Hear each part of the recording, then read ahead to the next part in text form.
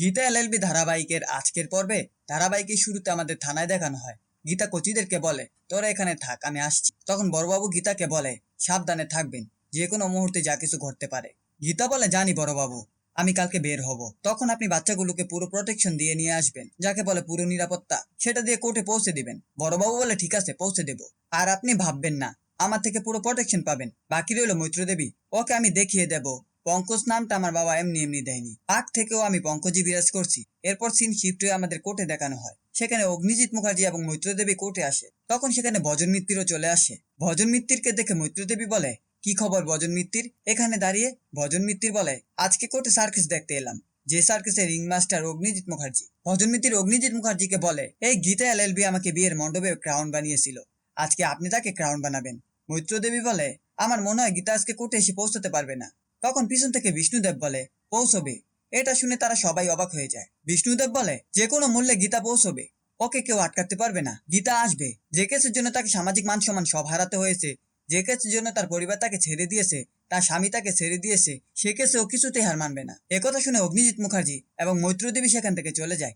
এরপর আমাদের গীতাকে দেখানো হয়, সে পাপকে নিয়ে কোর্টে আসছিল। ঠিক তখন মৈত্রদেবীর পাঠানো গুন্ডারা তাকে ঘিরে ধরে। তখন তাদের মধ্যে মারামারি শুরু হয়ে যায়। গীতা একাই গুন্ডাগুলোর সাথে ফাইট করছিল। তখন বড়বাবু সেখানে চলে আসে। বড়বাবু আর গীতা মিলে গুন্ডাগুলোকে মারতে থাকে। পরবর্তী সিনে আমাদের কোর্টে দেখানো হয়, সবাই গীতার জন্য অপেক্ষা করছিল। তখন অগ্নিজিৎ মুখার্জি বলে, ইয়ো অনার, অপেক্ষা করে কোর্ট তার মূল্যবান সময় নষ্ট করতে।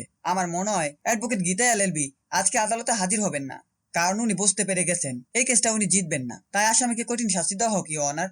বিষ্ণুদেব বলে, ইয়ো অনার, আমার অ্যাডভোকেট এসে পৌঁছবে, উনি ঠিকই চলে আসবেন। আমি আপনার কাছে আর্জি জানাচ্ছি, আমাকে আর কিছু সময় দিন। তখন আদালত আধা ঘন্টা সময় দেয় বিষ্ণুদেবকে। এরপর গীতা না আসায় আদালত তার রায় ঘোষণা করতেই যাবে। শেষ মুহূর্তে গীতা এসে পৌঁছয়। এরপর গীতা একে একে সবাইকে জেলা করতে থাকে। গীতা মৈত্রদেবীকে প্রশ্ন করে, আপনার সাথে আপনার স্বামী সম্পর্ক আছে? অগ্নিজিৎ মুখার্জি বলে, অবজেকশন ইউর অনার, আমার ক্লায়েন্টকে এসব প্রশ্ন করে বিব্রত করা হচ্ছে। জজ বলে, অবজেকশন ওভাররুল।